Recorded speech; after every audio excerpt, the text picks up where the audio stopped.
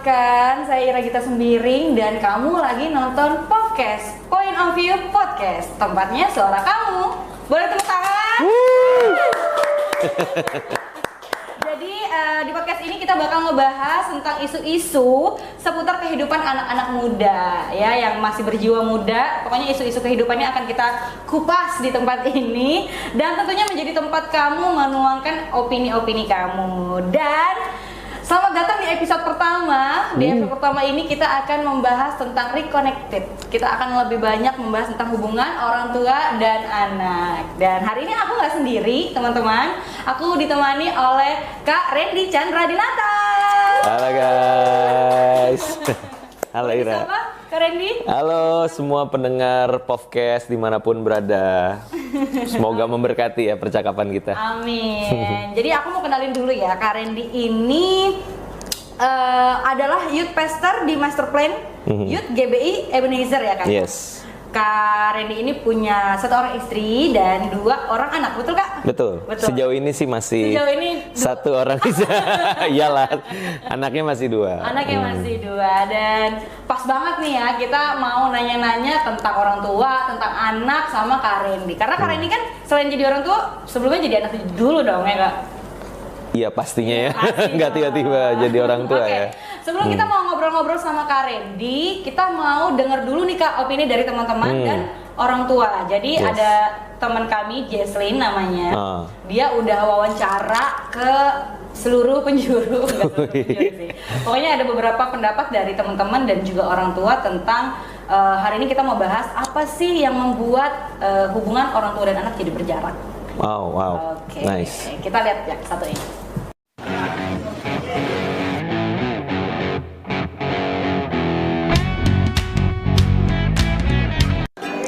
Halo teman-teman, aku Jesslyn Guru Singa. Selamat datang di podcast Point of View Podcast di episode pertama kita. Nanti aku bakal berburu pendapat dari teman-teman tentang isu yang akan diangkat. Dan kali ini tema kita akan membahas tentang reconnected, yakni membahas tentang hubungan antara orang tua dan anak yang berjarak. Penasaran kan? Kita langsung ngobrol-ngobrol. Halo teman-teman, sekarang aku udah bersama Bibi. Bi, aku mau nanya, Bibi punya anak berapa? Punya anak 5, 4 laki-laki, 1 perempuan. Apa sih sifat anak Bibi yang paling bikin Bibi senang? Mungkin karena mereka rame ya, mereka cenderung itu mereka nurut. Terus mereka mungkin yang utama sih kalau buat Bibi ya, mereka Bibi ajarkan untuk maksudnya dengar-dengaran kepada Tuhan, pasti mereka akan dengar-dengaran kepada orang tua. Apa sih sifat orang tua kakak yang bikin kakak senang? Sifat orang tua aku kalau yang bikin senang sih mereka nggak pelit ya, terus juga sangat mengutamakan pendidikan anaknya gitu. Jadi benar-benar kayak mereka memprioritaskan anaknya gitu. Halo teman-teman, sekarang spesial banget nih karena aku mau wawancara mama aku sendiri. Halo Ma, anak mama ada berapa? Anak saya ada 3. Apa sih sifat anak mama yang bikin mama senang? Kalau saya, menurut saya kalau anak saya itu buat saya senang itu dia selalu mempertanyakan saya bagaimana keadaan saya. Emang iya, nanyain terus. Oh gitu ya Ma? Ya. Kan ya maaf ya. Kan dia bertanya. Ya, emang begini ini aku tanya. Oh, ini kan tanya jawab ini. Iya, tanya jawab. Oh ya udah Dia kan wawancara namanya. Oh iya Ma. Lain dong yang bikin mama senang, misalkan aku nyapu ngepel gitu lah. Aku kan nyapu ngepel di rumah. ngepel juga aku juga yang lanjutin. Ya maksudnya ini kan kamera ini. Ini dari hal apa yang buat mama senang? Iya, boleh. Ulang. Ya, anak mama itu selalu mempertanyakan tentang hal mama selalu dikritik hal yang tidak bagus. Dalam acara ada pesta, kalau ada acara-acara di gereja, jadi pakaian mama itu selalu diprotes sama anak-anak mama. Berarti mama senang kayak gitu? Ya senang karena itu supaya aku sebagai orang tua introspeksi diri. Halo teman-teman, sekarang aku sama Bang Kevin. Sekarang Bang Kevin tinggal bersama orang tua atau gimana? Kalau untuk sekarang aku tinggal sendiri, orang tua di Medan dan aku lagi ngerantau ke Jakarta. Hal apa sih yang bikin Bang Kevin seneng sama orang tua Bang Kevin? Kalau senang ya pasti semua anak pasti senang sama orang tuanya. Tapi yang paling penting kalau untuk aku paling senang ke orang tua itu kalau misalnya orang tua itu terlalu peduli ke anaknya. Misalnya gini nih, aku sering di video call, kayak diperhatiin. Kalau misalnya sakit juga kadang-kadang dia langsung ke Jakarta atau gimana gitu. Kalau sifat anak Bibi yang bikin Bibi sebel apa Bi?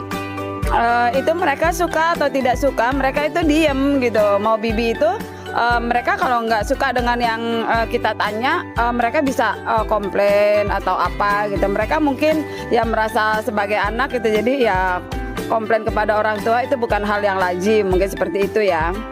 Kalau sifat orang tua kakak yang bikin kakak sebel? Kalau yang bikin sebel itu salah satunya mungkin overprotective atau mungkin bisa dibilang posesif kali ya. Jadi sulit gitu untuk bisa anaknya bersosialisasi kayak anak-anak yang lain. Kalau hal yang buat mama berjarak sama anak mama tuh apa? Seharusnya nggak ada sih, tapi kita harus saling mengintrospeksi diri aja antara anak dan ibu. Apa sih yang buat Bang Kevin berjarak sama orang tua Bang Kevin? Kalau untuk sekarang pasti berjarak ya. Aku di Jakarta, orang tua aku di Medan. Tapi kalau misalnya untuk berjarak hubungan sih jarang ya kami berjarak. Karena kalau misalnya marahan, aku sering ngalah. Misalnya nih, aku lagi marahan sama mama yang diamin, aku yang ngajakin cerita gitu. Aku yang buka-buka omongan gitu. Kalau lagi marahan, baikannya gimana?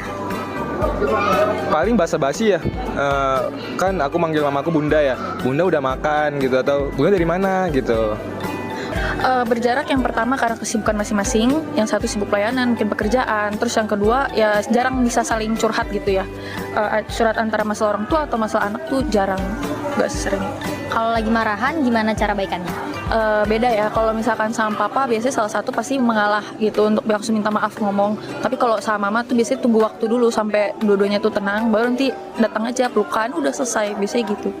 Ucapin dong ungkapan sayang kakak ke orang tua kakak. Ya mama papa ya papa mama terima kasih banyak udah mendidik kakak dan adik-adik semua. Kita semua sayang sama papa mama. Nggak aneh caranya. Ya untuk bunda aku sayang bunda. Dimanapun bunda berada dan yang bunda lakuin apa aja aku tetap sayang sama bunda. Kalau dibilang sayang ya, semua anak pasti kita sayang, tidak ada perbedaan. Cuman mungkin buat anak kadang-kadang mungkin merasa orang tua itu ada memilih. Sebenarnya kalau orang tua itu tidak memilih, mungkin rasa sayang Bibi sama anak-anak, Bibi berusaha untuk lebih akrab dengan anak-anak. Mungkin dalam keseharian, mungkin sekali sehari kita punya waktu untuk mungkin sekedar makan siang atau apa, itu hanya di rumah ya, tidak membutuhkan biaya untuk komunikasi dengan anak. Terima kasih Mama. Terima kasih. Gitu. Iya kan emang. Iya, itu dia tadi. Kak Randy. Gimana? Jocelyn lucu banget ya Lucu sama mamanya banget. ya. Itu luar biasa kompak ya orang tua anak. Kompak banget Jocelyn. Oke, Kak Randy, aku mau nanya, menurut Kak Randy sebenarnya apa aja sih hal-hal yang bisa membuat orang tua sama anak tuh jadi berjarak gitu? Kalau menurut pendapat Kak Randy sendiri seperti apa? Iya, pertama-tama tentunya yang membuat orang tua dan anak berjarak itu satu faktor yang memang sangat alami ya, yaitu jarak usia. Oh iya benar juga. Itu udah nggak bisa dipungkiri. Orang tua sama anak kan pasti ada gapnya itu berupa usia. Dan ketika bicara usia, generasi yang di atas kita punya point of view, punya POV yang tentunya berbeda juga dengan point of view-nya anak-anak. Nah itu yang pertama pasti akan membuat adanya gap antar generasi. Akhirnya gap antar generasi ini yang membuat jarak itu nggak bisa dihindari. Nah belum lagi nanti kalau udah masuk kepada salah satunya tuh cara berkomunikasi, ya kan. Generasi di atas kita mungkin punya cara komunikasi yang lebih straight to the point, yang lebih tegas, sedangkan generasi yang kita lebih suka dengan argumen-argumen atau percakapan yang lebih logis, yang lebih secara persahabatan gitu kan. Nah itu sangat mungkin sih untuk membangun sebuah gap, membangun sebuah jarak. Terlebih lagi mungkin yang menjadi faktor yang penting juga untuk kita perhatikan itu bicara tentang faktor ini ya, forgiveness ya, di dalam hubungan. Artinya hubungan antara orang tua dan anak itu kan nggak mungkin selalu mulus-mulus aja. Sekali. Nah, pasti teman-teman semua pernah ngerasain yang namanya beda pendapat, lalu akhirnya saling mempertahankan argumen masing-masing, lalu terjadi konflik dan akhirnya bisa aja mukanya jadi saling cemberut gitu kan. Nah, tapi sebagai anak Tuhan, sebagai keluarga yang menjadikan Kristus sebagai Tuhan atas rumah tangga, atas keluarga mereka, penting di situ untuk kita memiliki hati yang mau untuk mengampuni. Ya, jadi terlepas dari siapa yang benar, siapa yang salah, di situ perlu ada kerendahan hati untuk saling mengampuni, saling untuk memberikan kesempatan kepada orang tua maupun anak. Dan dari situ ya gap yang terbangun itu pelan-pelan bisa untuk diminimalisir. Gitu, Ra. Jadi memang karena beda usia dan beda beda, walaupun sebenarnya dari kita kecil orang tua tuh udah ngasih banyak didikan gitu ya, maksudnya nilai-nilai. Tapi ketika memang itu sudah, maksudnya anak sudah beranjak dewasa dan bisa berargumen, pasti ada aja gitu ya, Kak? Selalu pasti ada. Ya namanya kan ada istilah-istilah generasi ya, misalkan generasi orang tua kita baby boomer. Terus kita yang udah generasi milenial atau bahkan Gen Z. Wah, itu beda banget karena teknologi, terus juga informasi yang kita akses itu banyak banget.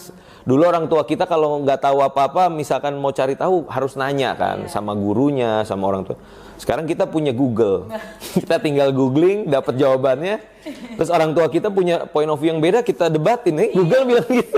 Aku pernah jadi waktu itu, aku juga pernah tuh ngalamin sama mama pergi kemana gitu. Aku udah pakai Google Map. Terus mama tuh kita tanya dulu, tanya dulu. Dia lebih percaya sama orang. Oh iya. Padahal ya orang itu juga kayaknya belok kiri belum tentu benar juga. Benar. Jadi memang gitu ya, Kak ya. Iya. Terlalu banyak hal sebenarnya yang bisa berjarak ya. Bahkan teknologi tadi sendiri Kakak bilang, ya apalagi sekarang kita semua udah gampang handphone. Mamaku aja sekarang udah Facebookan, Kak. Wih, itu luar biasa itu ya.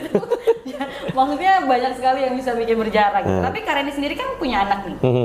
Kalau tadi kita udah lihat gimana sih apa yang bikin anak-anak sebel gitu atau mama-mamanya sebel gitu sama anak-anaknya. Kalau dari Kak Randy sendiri sebagai orang tua, apa sih Kak yang sifat anak yang menurut Kak Randy, point of view dari orang tua dulu yang paling bikin sebel tuh apa Kak? Yang bikin sebel ya. Aku punya 2 anak ya. Yang pertama Dominic, yang kedua Emily. Itu yang perempuan, yang besar Dominic tuh usia 8 tahun. Kalau Emily usia 3,5 tahun, aku rasa ada tingkah laku yang kadang dia suka mau sama aku, kadang nggak mau. Ya, kalau ada mamahnya, dia cari mamanya. Tapi waktu mamanya nggak ada, dia baru cari aku. Ya di satu sisi kayak, nih anak kalau ada maunya nyari aku gitu kan. Ya tapi at the end aku mulai berpikir, ya namanya juga bocah ya, 3,5 tahun, masa gue sebelin gitu kan. Tapi ada juga kayak udah nggak bocah masih begitu. Iya sih, bener juga. Aku maunya baru ke mamanya, iya, ke papanya gitu. Bener. Nah tapi kalau usia 3,5 tahun, aku rasa ya orang tua sebagai yang lebih berpikiran dewasa nggak mungkin dong bete sama anak gara-gara gitu ya. Paling cuma sesekali aku bercandain doang. Kalau ada maunya baru nyari papa gitu kan, dia ketawa biasanya. Iya. Nah kalau Dominic apa ya yang belakangan bikin aku kesel ya. Biasanya sih kita sering diskusi, dalam arti dia kan udah mulai bisa berpikir secara kritis gitu, dan kita mulai bisa untuk diskusi. Misalkan Domi nggak boleh ya tidur malam-malam misalkan kayak gitu, dia akan nanya kenapa nggak boleh gitu. Ya karena nanti besok paginya kamu ngantuk pas sekolah. Nah dia akan balas lagi, loh kalau aku nggak ngantuk gimana? Nah gitu-gitu kan, kita mulai diskusi. Dan puji Tuhan aku termasuk orang tua yang sangat menghargai pendapat anakku gitu. Tapi yang jadi problem adalah ketika udah dinasehatin dan hasil akhirnya ternyata nggak sesuai dengan Yang dia pendapat dia, kan kita marahin dong, kita kasih tahu kan Domi dibilang apa? Dia nyolot. Dia akan dengan nyolot, apaan sih Pak gitu. Nah itu yang kadang bikin aku agak kesel karena ya ada bahasanya tuh tambeng gitu ya. Susah diomongin, iya. Ya tapi balik lagi sih berkaca ke aku waktu masih kecil pun ya begitu juga. Sekarang aku mau tanya, kalau sudut pandang dari anak nih Kak, setelah Kak jadi anak, yang bikin sebel orang tua, maksudnya sifat orang tua itu apa Kak? Anak ke orang tua ya yang bikin sebel ya. Kalau aku kan termasuk orang yang sampai hari ini masih sering diskusi sama mami. Sama mami tuh deket lah gitu untuk kita ngobrol. Terlepas daripada akhirnya kita akan berbaikan kembali gitu ya dengan kasih Tuhan gitu. Tapi ya seringkali point of view orang tua kita itu sulit untuk diubah gitu. Kita udah punya argumen, kita punya penjelasan yang logis berdasarkan data, berdasarkan bahkan kalau mau lebih jauh ini loh Ma, ada jurnalnya, ada risetnya gitu kan. Tapi yang namanya orang tua sulit untuk berubah gitu, dan akhirnya mereka akan tetap teguh dengan pendapat mereka. Dengan alasan kayak Mama udah merasakan. Nah, benar. Kita udah banyak makan asam garam gitu kan, pengalamannya banyak. Kamu anak kecil tahu apa gitu. Ya, itu kadang yang bikin kesel, tapi balik lagi sih ya, kita harus belajar untuk memposisikan diri di posisi orang tua kita juga gitu. Mereka punya konteks, mereka punya latar belakang, dibesarkan dengan cara yang seperti apa, lalu bagaimana mereka mendapatkan informasi-informasi, dan ya pada akhirnya kita hanya bisa untuk ya sedikit berdiskusi ya, atau kadang bisa lebih tajam jadi berargumen. Tapi at the end kita sadar bahwa gue nggak punya kuasa untuk ngubahin orang tua gue punya pandangan kayak gitu. Pada akhirnya ya kita harus belajar untuk menerima keberadaan mereka gitu loh, dengan segala keterbatasan dan kekurangan mereka gitu. Dan memang pada akhirnya apalagi kalau anak udah usia dewasa, ya kitalah yang bertanggung jawab atas diri kita sendiri. Setiap pilihan dan keputusan yang kita ambil, orang tua bisa kasih pandangan, bisa kasih nasihat, tapi at the end ketika seseorang sudah di usia matang, usia dewasa, merekalah yang bertanggung jawab atas pilihan mereka masing-masing. Kayak gitu. Berarti memang sebenarnya jarak di antara orang tua dan anak ini ya memang udah pasti akan terjadi gitu. Pasti, ya. iya. Cuman memang bagaimana kita tetap membangun komunikasi dan hubungan itu untuk tetap bisa reconnected lagi. Nah, seperti itu. that's good, betul. Oke, jangan dihabisin dulu Kak, karena kita masih panjang ini ngobrol-ngobrolnya sama Kak Randy. Jadi gimana teman-teman tadi udah dengar penjelasan dari Kak Randy, udah dengar curhat-curhatnya juga tentang gimana sih kalau misalnya kita punya hubungan berjarak sama orang tua seperti apa gitu kan. Oh ya, mungkin ada satu pertanyaan Kak terakhir sebelum aku tutup. Oke. Untuk misalnya kita punya jaraknya udah jauh gitu misalnya ya, maksudnya untuk usia-usia remaja ke atas lah Kak, jarak antara kita sama orang tua udah jauh, tapi kita sama-sama ego nih, misalnya kayak mama aja nggak ngubungin duluan, atau mama nggak mulai duluan, atau papa nggak mulai duluan. Nah itu gimana sih Kak supaya kita bisa memulainya dari mana gitu, kalau misalnya kita hubungan jarak antara kita sama orang tua kita sudah jauh? Biasanya yang membuat hubungan itu akan terus berjarak kan sebenarnya pada akhirnya ya ego kita masing-masing ya, gengsi. Betul. Ya kan, karena kan papa yang salah, papa yang ngomongnya nyakitin aku, ya wajar aku kecewa. Atau mungkin orang tuanya akan bilang, ya kan kamu sebagai anak nggak mau nurut, nggak mau denger-dengaran. Akhirnya apa? Masing-masing berjalan dengan gengsinya gitu. Dan pada akhirnya ya segala sesuatu yang dijalani dengan gengsi yang dipertahankan itu kan sulit. Soal relationship aja, pacar-pacaran ya kan, kalau udah ada konflik, kalau nggak ada satu yang mau untuk mengalah, ya nggak bisa. Begitupun dengan relationship kita dengan orang tua. Kalau kita sadar bahwa kerinduan Tuhan adalah melihat setiap rumah tangga, setiap keluarga itu menjadi keluarga yang rukun, keluarga yang damai, di mana firman Tuhan katakan ketika saudara duduk rukun bersatu, disitulah berkat Allah dicurahkan kan gitu. Nah kalau kita punya mindset bahwa keluargaku ini adalah keluarga yang mau menyenangkan hati Tuhan, maka apapun konflik yang sedang terjadi akan ada momennya di mana kita mulai menyadari, oh iya, hidupku bukan tentang aku, keluargaku bukan tentang kita, tapi tentang Tuhan. Maka dari itu, kerinduan Tuhan itu harus jadi kerinduan keluarga kita. Apa itu? Duduk, rukun, bersama, damai. Dan itu yang kita akan perjuangkan. Ya walaupun siapa yang salah, siapa yang benar, itu kita nomor sekiankan dulu. Yang penting, Tuhan udah tetapkan kita menjadi satu keluarga, salinglah untuk mengasihi dan mengampuni. Jangan banyak-banyak Kak dikeluarin. Kita makasih banget ngobrol lagi. Ikutin terus podcast di episode berikutnya hanya di channel YouTube GBKP Tanjung Priok. Jangan lupa subscribe, like, komen, dan semuanya ya. Oke teman-teman, sampai jumpa. See you.